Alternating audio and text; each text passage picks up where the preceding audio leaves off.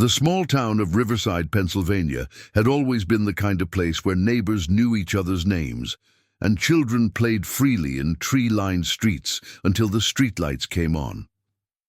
It was October 1987 when 4-year-old Danny Hartwell vanished from his bedroom on Maple Street, wearing nothing but his favorite red flannel pajamas with tiny cowboys printed across the fabric. His disappearance would haunt the community for nearly 2 decades, becoming the defining mystery that changed everything about this quiet American town nestled in the rolling hills of rural Pennsylvania, where autumn leaves painted the landscape in brilliant shades of gold and crimson. Danny's parents, Robert and Linda Hartwell, had tucked him into bed that crisp autumn evening after reading his favorite bedtime story about brave knights and distant castles. The October wind rattled the windows of their modest 2-story colonial home, built in 1952 and passed down through Robert's family for generations. Linda had pulled Danny's blankets up to his chin, kissing his forehead as she whispered goodnight and promised to make pancakes in the morning, his favorite breakfast that she prepared every Saturday without fail. Robert had checked the locks twice that night, a habit he'd developed since moving back to Riverside 3 years earlier when he'd taken a supervisor position at the local Westinghouse manufacturing plant, following in his father's footsteps in the industrial heart of Pennsylvania. The house on Maple Street had been in the Hartwell family since Robert's grandfather had purchased it after returning from World War II, using his GI benefits to establish roots in a community that valued hard work and family values. Danny's room was on the 2nd floor, painted a cheerful yellow that Linda had chosen when they learned she was pregnant, believing that bright colors would stimulate their child's imagination and creativity. The walls were decorated with hand-drawn pictures Danny had made in preschool, stick figures representing his family, colorful houses with oversized chimneys, and animals that defied biological classification but displayed the uninhibited creativity of a 4-year-old mind. If you're enjoying this story of mystery and family bonds that spans nearly 2 decades, please subscribe to our channel and let us know in the comments where you're watching from around the world. Your support helps us bring you more incredible true stories like this one that showcase the resilience of the human spirit. When Linda entered Danny's room the next morning to wake him for preschool at Little Lamb's Learning Center, where he had been attending for 6 months and had just begun to make close friends, she found his bed empty, covers thrown back, as if he'd simply gotten up in the night to use the bathroom or get a drink of water. The window remained locked from the inside, secured with the same brass latches that Robert's father had installed decades earlier, and there were no signs of forced entry anywhere in the house. Danny had simply vanished, leaving behind only a small indentation in his pillow and the lingering scent of the lavender soap Linda used for his evening baths, a ritual they had established to help him wind down from the excitement of his days, filled with building blocks, picture books, and endless questions about how the world worked. The initial police response was swift, but yielded nothing that provided any meaningful direction for the investigation. Officer Michael Preston, a 15-year veteran of the Riverside Police Department who had grown up just 3 streets away from the Hartwells and remembered Robert from their high school football team, had seen missing children cases before, but something about Danny's disappearance felt fundamentally different from the start. There were no footprints in the soft earth beneath the bedroom window, despite the recent rainfall that had left the ground muddy and receptive to impressions. There was no disturbance in the fallen leaves that carpeted the Hartwells' backyard, no broken branches in the hedge that separated their property from their neighbors, the Andersons, who had lived next door for 23 years and had never seen anything suspicious in the quiet neighborhood. The bedroom itself provided no clues beyond the obvious absence of its occupant. Danny's favorite stuffed elephant, named Peanuts, remained on his pillow where he placed it every morning after waking up. His clothes from the previous day were neatly folded on his dresser chair, exactly where Linda had placed them, before helping him into his pajamas.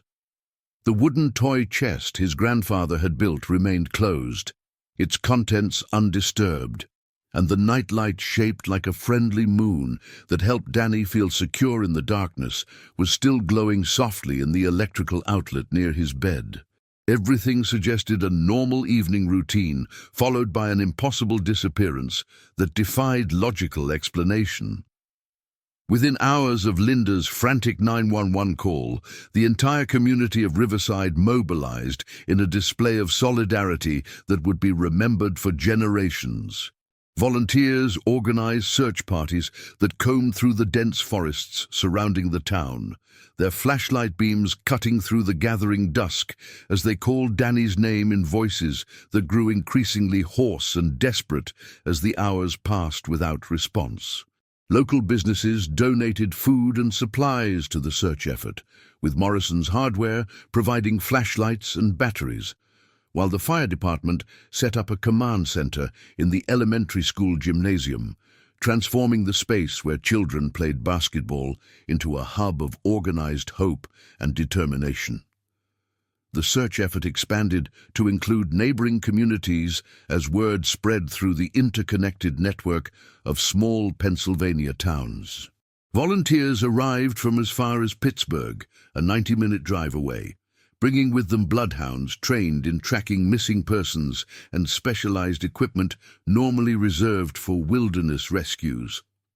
The Pennsylvania State Police deployed helicopters that circled overhead for hours, their rotors creating a rhythmic soundtrack to the massive ground operation that involved over 300 volunteers at its peak. Local churches organized prayer vigils that drew hundreds of community members, creating a spiritual dimension to the search that provided comfort to the Hartwell family during their darkest hours. Linda's sister, Patricia, drove up from Philadelphia immediately upon hearing the news, abandoning her job as a bank manager to help coordinate the volunteers and manage the overwhelming response from media outlets and concerned citizens from across the region. She had always been the more organized of the two sisters, and her background in business management proved invaluable in creating systems to track search areas, manage volunteer schedules, and coordinate with law enforcement agencies that were beginning to arrive from multiple jurisdictions. Patricia also took on the difficult task of fielding phone calls from reporters and well-meaning strangers, protecting Robert and Linda from the overwhelming attention while ensuring that Danny's story remained in the public eye. Robert took immediate leave from his supervisory position at the plant, using the family emergency policies that his union had negotiated to secure his job while he dedicated every waking moment to searching for his son. His co-workers organized their own search teams, focusing on the industrial areas near the plant and the network of abandoned buildings that dotted the landscape around Riverside, remnants of the region's more prosperous manufacturing past. These men, hardened by years of factory work and not typically given to emotional displays, worked with quiet determination that spoke volumes about their respect for Robert and their understanding of what losing a child could mean to any parent in their tight-knit community. The FBI arrived on the third day, bringing with them specialized equipment that seemed almost science-fictional to the residents of Riverside, including ground-penetrating radar, advanced communication systems, and computer databases that could cross-reference similar cases from across the country. The presence of federal agents in their small town created a surreal atmosphere that underscored the gravity of the situation while also providing hope that resources beyond the local level were now focused on finding Danny. Agent Rebecca Stone, a specialist in child abduction cases with 15 years of experience, established her temporary office in the town hall, interviewing family members, neighbors, and anyone who had been in contact with Danny in the weeks leading up to his disappearance. Agent Stone's interviews revealed details about Danny's personality and habits that painted a picture of a normal, happy child who was beginning to develop his own identity and preferences. Teachers at his preschool described him as imaginative and kind, often sharing his toys with classmates and showing particular gentleness toward younger children. He loved building elaborate castles with wooden blocks and often talked to his stuffed animals as if they were real companions, creating complex narratives that demonstrated advanced creativity for his age. He was naturally trusting, the kind of child who might approach a stranger if they seemed friendly and spoke to him kindly. But he had never wandered far from home before and always followed the safety rules his parents had carefully taught him. The investigation expanded to include extensive background checks on anyone who had regular contact with the family or access to their home. This included mail carriers, delivery drivers, utility workers, and contractors who had performed work on the house or in the neighborhood during the months preceding Danny's disappearance. Each person was interviewed thoroughly, and their whereabouts during the crucial time frame were verified through employment records, witness statements, and other documentation. The process was painstakingly slow but necessary, as statistics showed that most child abductions were committed by someone known to the family rather than random strangers. Days turned into weeks, and despite the intensive search efforts that had covered hundreds of square miles of Pennsylvania countryside, no trace of Danny was found. The volunteers gradually returned to their normal lives, though many continued to put up missing person flyers on telephone poles and in shop windows throughout the region, creating a constant visual reminder of the little boy who had vanished without explanation. The yellow ribbons that had appeared on trees, mailboxes, and car antennas throughout Riverside remained as symbols of hope,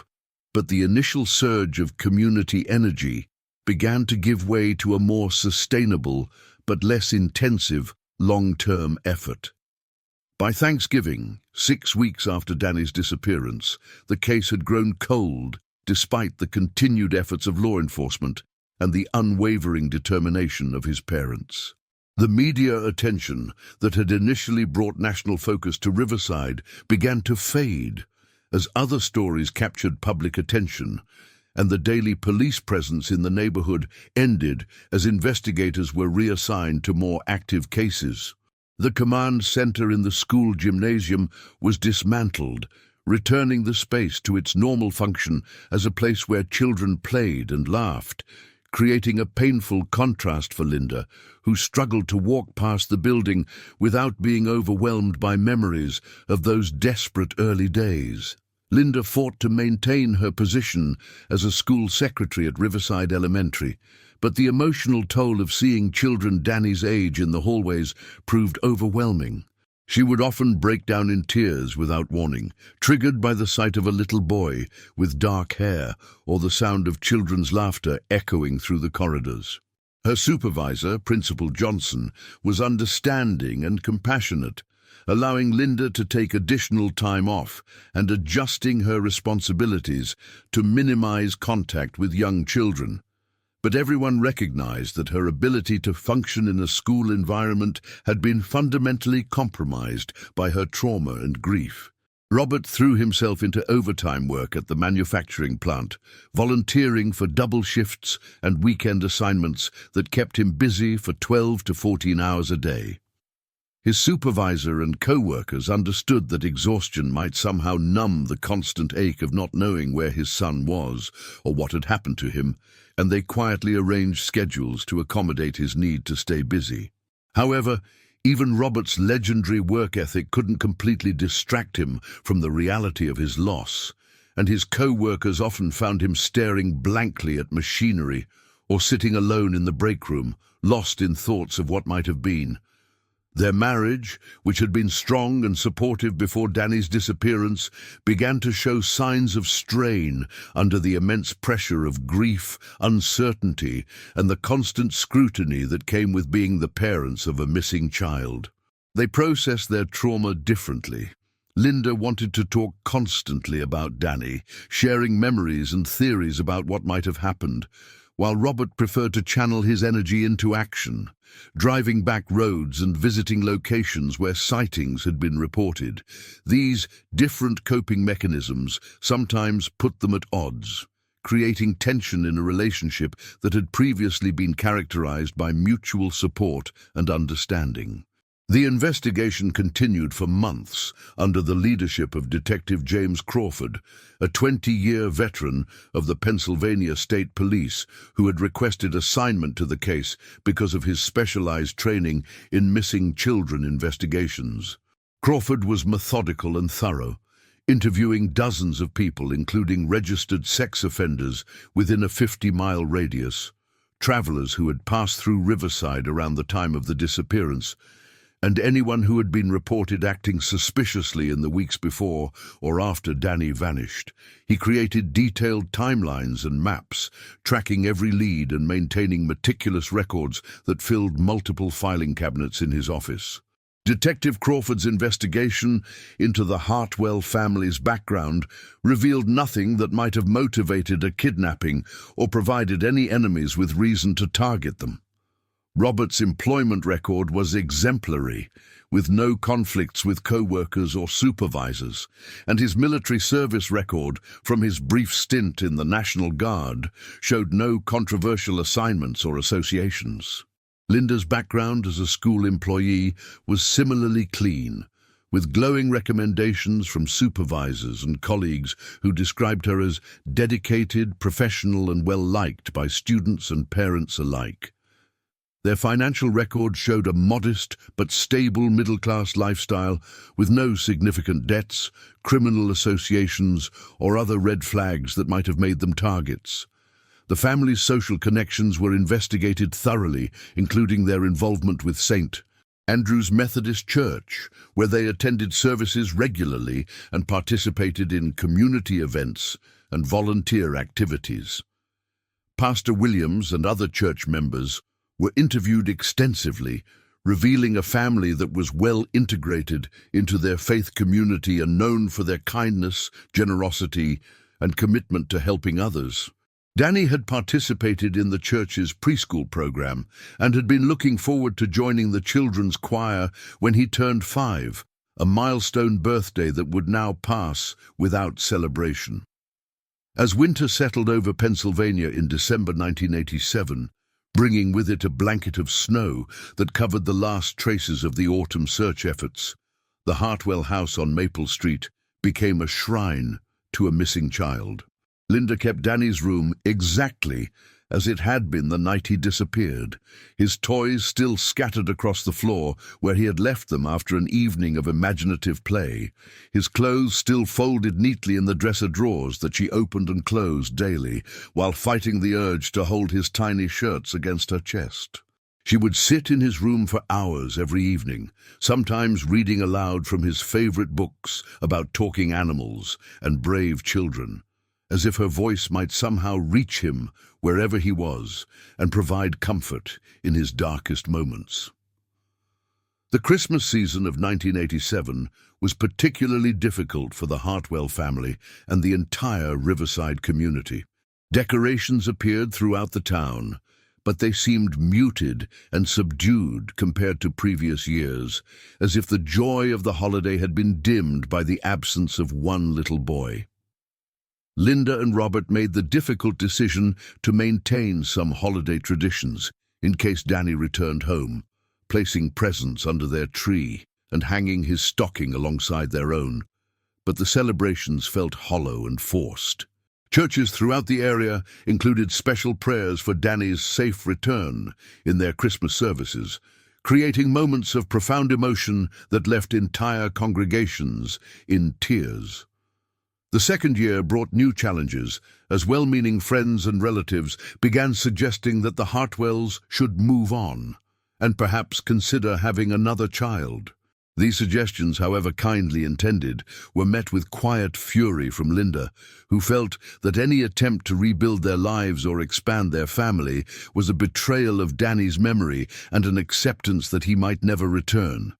She couldn't understand how anyone could suggest replacing an irreplaceable child, and she began to withdraw from social situations where such conversations might arise, further isolating herself from the support systems she desperately needed. Robert, meanwhile, became increasingly isolated in his own way, spending his free time driving the back roads of Pennsylvania in his pickup truck, always searching, always hoping that this time he might catch a glimpse of red pajamas or a familiar face in a crowd of children. He developed an encyclopedic knowledge of every small town within a 200-mile radius of Riverside, stopping at playgrounds, schools, and shopping centers to show Danny's photograph to anyone who would look. These solitary journeys provided him with a sense of purpose and action, but they also kept him away from home for increasingly long periods, adding another strain to his relationship with Linda. Detective Crawford never officially closed the case, but after 3 years of intensive investigation with no substantial leads or breakthrough developments, Danny's file was moved to the Cold Case Division in 1990. The detective, now nearing retirement after a distinguished career, would still drive by the Hartwell house occasionally, noting how the flower beds Linda had once tended so carefully were now overgrown with weeds, and how Robert's truck seemed to spend more time in the driveway than it ever had before Danny's disappearance. The weight of the unsolved case had affected Crawford personally, representing one of the few significant failures in an otherwise successful career dedicated to protecting children and bringing closure to families in crisis. The community of Riverside also bore permanent scars from Danny's disappearance that changed the character of the town in fundamental ways. Parents became significantly more protective of their children, instituting earlier curfews and stricter rules about talking to strangers, playing in wooded areas, or venturing beyond sight of their homes. The annual Halloween trick-or-treating tradition that had been such a beloved community event was scaled back dramatically, with many families choosing to attend organized events at the school gymnasium or church fellowship hall rather than allowing their children to walk from house to house after dark, as generations had done before. Playground equipment at the elementary school was relocated closer to the building and surrounded by higher fences, while new policies required background checks for all volunteers working with children in any capacity. The innocent trust that had characterized life in small-town Pennsylvania was replaced by vigilance and suspicion that, while perhaps necessary for safety, also diminished the sense of community and freedom that had made Riverside such an appealing place to raise families. Parents began driving their children to school instead of allowing them to walk, and organized playdates replaced the spontaneous neighborhood friendships that had developed naturally in previous generations. By 1995, 8 years after Danny's disappearance, the Hartwells had settled into a pattern of quiet desperation, punctuated by moments of renewed hope whenever new leads emerged or similar cases were reported in the media. Linda had been promoted to assistant principal at Riverside Elementary, channeling her maternal instincts and protective nature into advocating for student safety and implementing programs designed to educate children about personal protection. Her colleagues respected her dedication and expertise, but they also recognized the source of her passionate commitment to child safety, and the position provided her with a sense of purpose that helped her navigate the ongoing uncertainty about her own son's fate. Robert had become a supervisor at the Westinghouse plant, respected by his co-workers for his reliability, technical expertise, and steady demeanor under pressure, though those who knew him well could see the profound sadness that never left his eyes, even during moments of laughter or professional success. He had developed a reputation for mentoring younger workers and taking special interest in employees who were struggling with personal problems, perhaps finding in their needs an outlet for the paternal instincts that had been denied their natural expression. His marriage to Linda had survived the tremendous strain of their shared loss, but it had been transformed into something different, a partnership bound by grief and mutual support, rather than the easy joy and optimism that had characterized their earlier years together. The calls about potential sightings had decreased significantly over the years, but they never stopped entirely, arriving every few months like painful reminders of hope that refused to die completely. Someone would contact the police department or call the Hartwells directly, convinced they had seen Danny at a shopping mall in Ohio, a school playground in Virginia, or boarding a bus in New York. Each call still sent Linda's heart racing and Robert reaching for his car keys, even though logic and experience told them that their little boy would no longer look like the 4-year-old in the photographs they kept on every table and wall in their house, aging him mentally while preserving him physically in images that became increasingly inadequate representations of who he might have become. Detective Crawford had retired in 1994, but his replacement, Detective Susan Hayes, had reviewed the case files thoroughly and occasionally checked in with the family, bringing fresh eyes and new investigative techniques to the cold case. She had access to improved computer databases, advanced DNA analysis capabilities, and better communication networks between law enforcement agencies, resources that hadn't been available during the initial investigation. Detective Hayes had seen the psychological profiles created by FBI behavioral analysts that suggested Danny had likely been abducted by someone he knew and trusted, someone who could have approached him without causing alarm or resistance. The behavioral analysis indicated that Danny's disappearance from his locked bedroom without awakening his parents suggested familiarity with both the child and the house layout. The perpetrator had likely visited the Hartwell home previously, perhaps in a professional capacity or as a family acquaintance, and had observed Danny's routines and the family's schedules. The absence of physical evidence or signs of struggle suggested that Danny had gone willingly with his abductor, possibly believing he was going on an adventure or responding to a fabricated emergency involving his parents. These insights were valuable for understanding the crime, but frustratingly insufficient for identifying specific suspects or developing actionable leads. As the 15th anniversary of Danny's disappearance approached in 2002, Linda had begun seeing a therapist, Dr. Amanda Russell, who specialized in helping families cope with ambiguous loss, the unique trauma experienced by those whose loved ones have vanished without explanation or closure. This type of grief was particularly complex because it lacked the finality that, while painful, allowed other bereaved individuals to begin processing their loss and moving toward acceptance. Linda's therapy sessions focused on learning to live with uncertainty while maintaining hope, acknowledging that the little boy she had lost would now be a teenager if he was still alive, with his own thoughts, experiences, and possibly no memory of the family who had never stopped searching for him.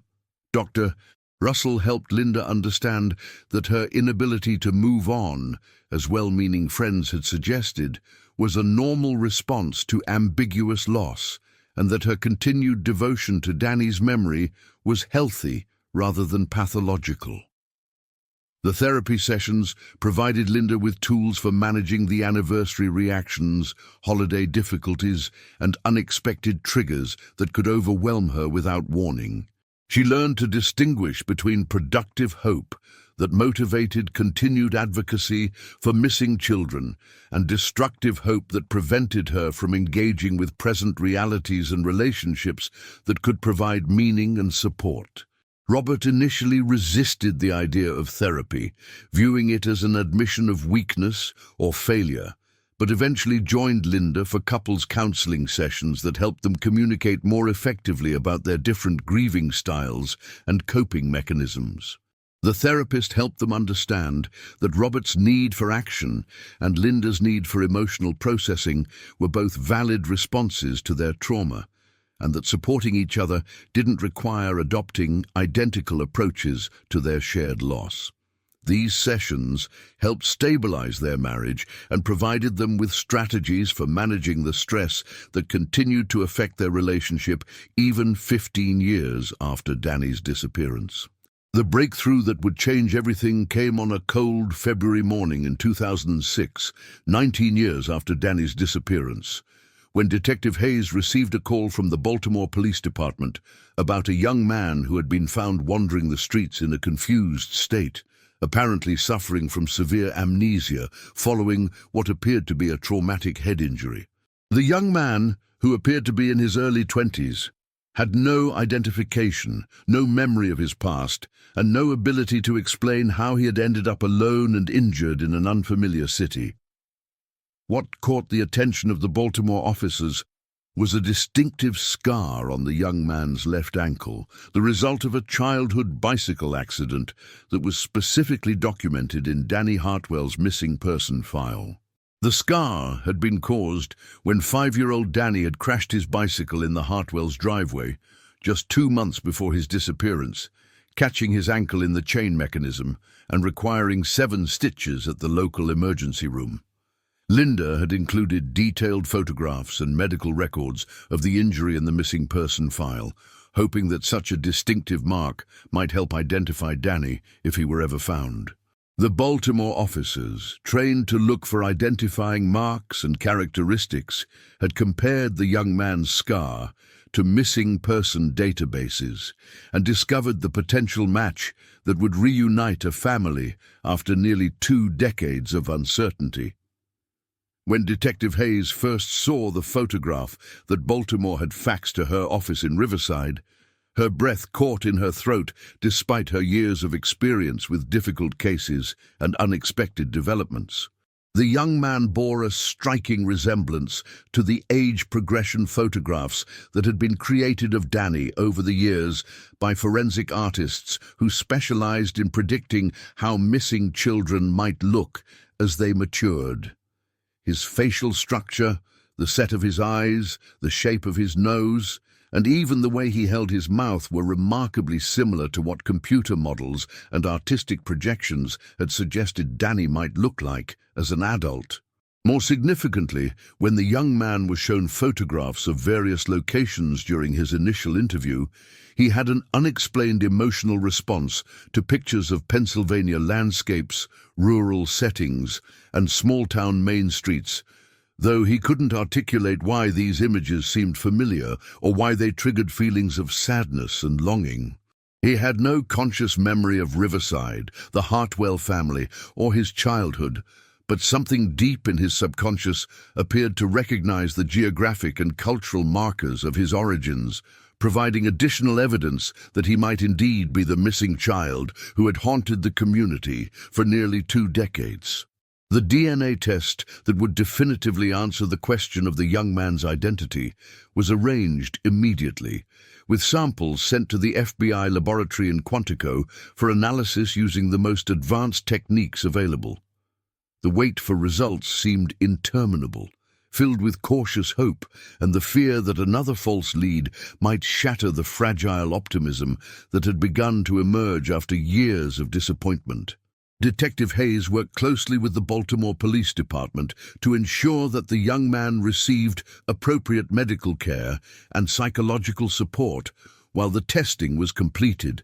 recognizing that his own emotional well-being was important regardless of his ultimate identity. The DNA test results arrived on a Thursday morning in March 2006, delivered by special courier to ensure their security and authenticity. Detective Hayes drove to the Hartwell house personally to deliver the news, just as Officer Preston had done 19 years earlier when he first reported Danny missing, but this time she brought hope and resolution instead of devastating uncertainty. The molecular evidence was conclusive and unambiguous. The young man in Baltimore was indeed Danny Hartwell, now 23 years old, alive but bearing the psychological and physical scars of experiences that remained locked away in his damaged memory. Robert was at the Westinghouse plant when Detective Hayes arrived at the house on Maple Street, so Linda called him immediately from the kitchen phone,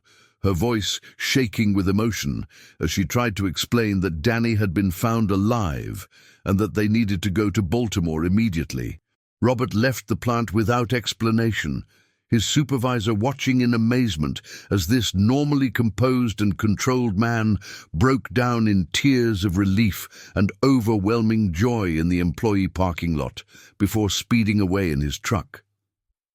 The drive to Baltimore seemed to take forever despite Robert's tendency to exceed speed limits, filled with questions they couldn't answer and hopes they were afraid to voice after so many years of disappointment. The reunion took place in a sterile hospital room at Johns Hopkins Medical Center, with doctors, social workers, and law enforcement officials present to help facilitate what everyone recognized would be an emotionally complex and potentially traumatic situation for all involved. The young man who had once been their little boy looked at Robert and Linda with polite confusion and genuine curiosity, his eyes searching their faces for some spark of recognition that never came, despite their obvious emotional connection to him. He was tall and lean, approximately 6 feet in height, with Linda's dark hair and Robert's strong jawline, but he was essentially a stranger, wearing their son's DNA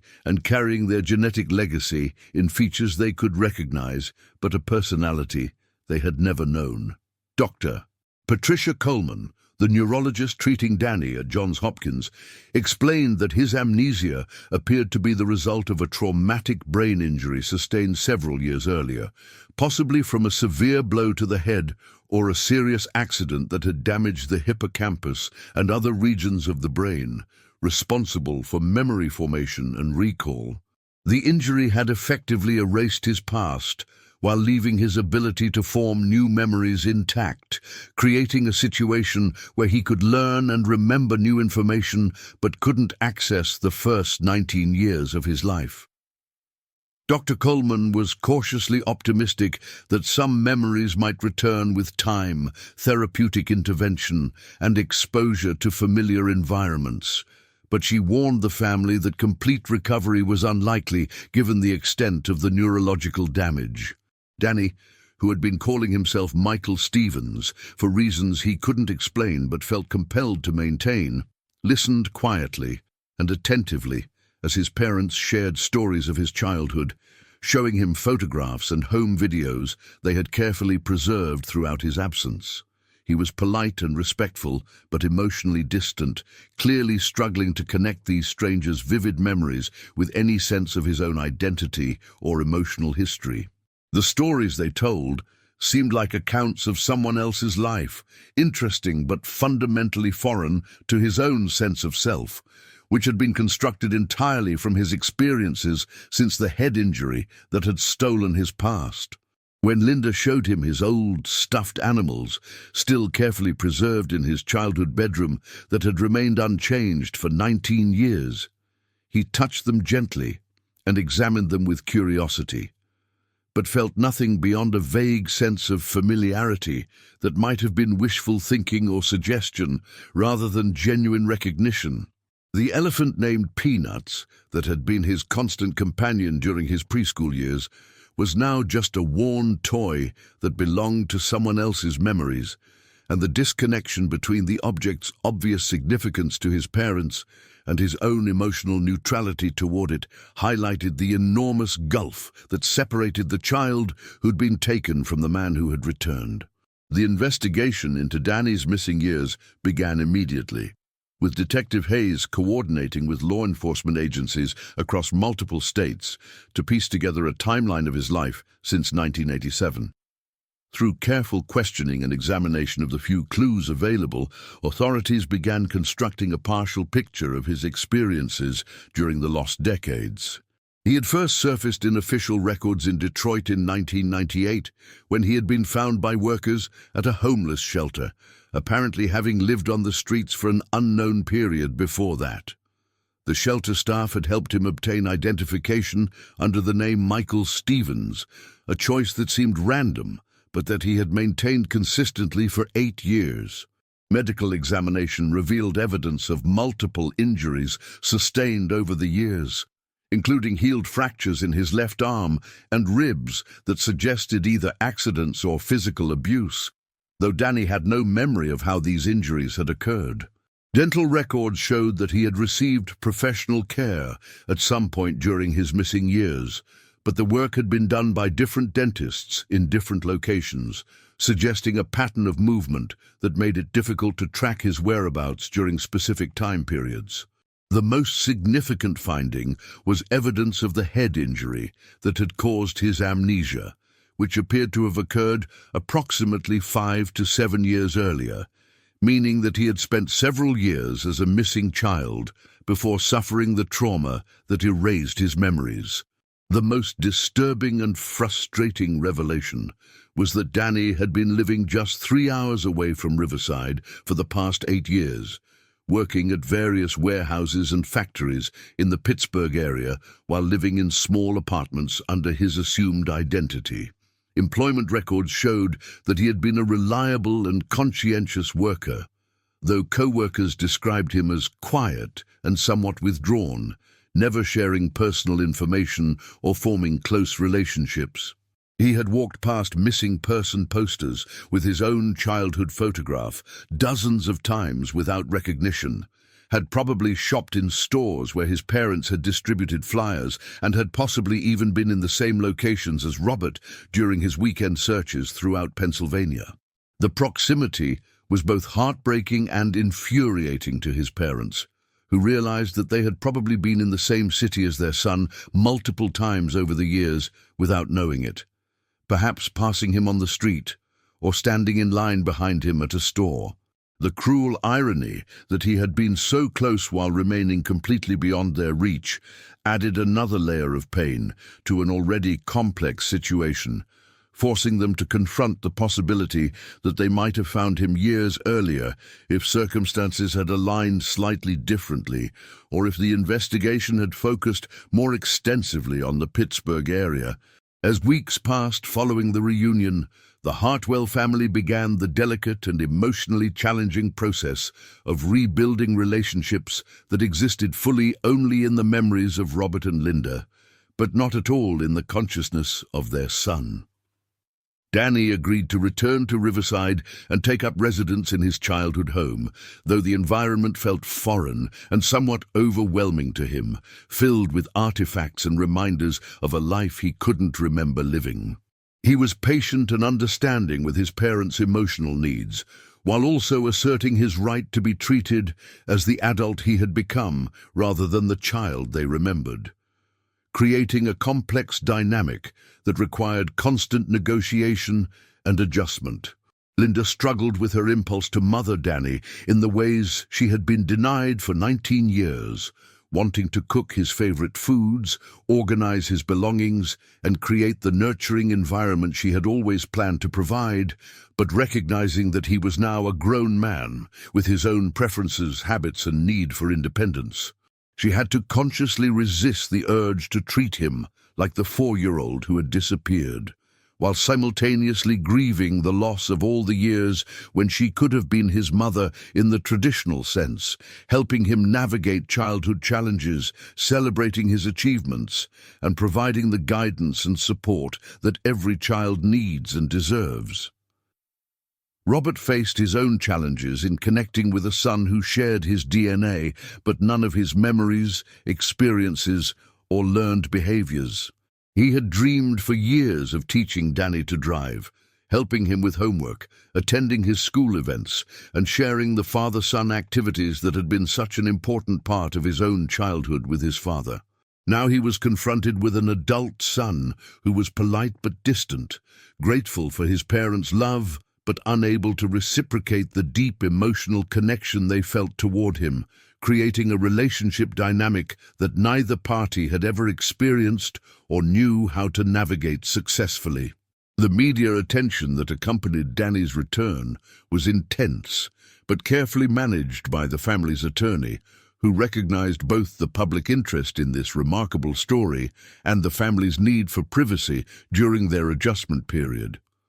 The story of the boy who had vanished in red pajamas and returned as a man with no memory captured national attention, leading to appearances on television programs, extensive newspaper coverage, and documentary proposals from multiple production companies. However, the Hartwells quickly realized that the public's fascination with their tragedy was both a blessing and a curse, bringing increased awareness to other missing children cases, while also invading their privacy during an already difficult and emotionally demanding transition period. The family's attorney helped them establish boundaries with media outlets and negotiate agreements that provided some financial compensation for interviews, while protecting Danny from exploitation and ensuring that his medical and psychological needs remained the primary consideration in all decisions about public appearances. They used their newfound platform to advocate for other missing children and their families, supporting legislative initiatives designed to improve Amber Alert systems, enhance interagency cooperation, and provide better resources for families dealing with ambiguous loss. But they were careful to limit their exposure to prevent the media attention from overwhelming their personal healing process. Dr. Russell, the therapist Linda had been working with for several years, now began providing family counseling sessions designed to help all three family members navigate the unprecedented dynamics of their situation. Danny was essentially a polite stranger, living in a shrine to his former self, surrounded by artifacts and memories that belonged to someone else's life,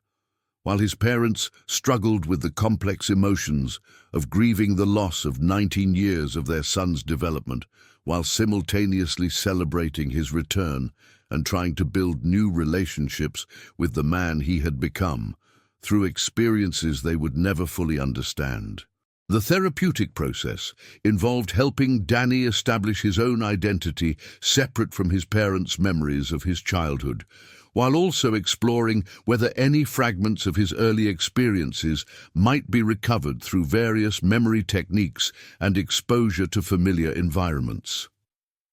Dr. Russell explained that identity formation was particularly complex in cases of childhood amnesia because personality development during the missing years had occurred without the foundation of early family relationships and cultural connections that typically influence character formation, meaning that Danny had essentially raised himself psychologically during his adolescent and early adult years. Through months of intensive therapy and gradual adjustment to life in Riverside, small breakthrough moments began to emerge that provided hope for deeper healing and connection.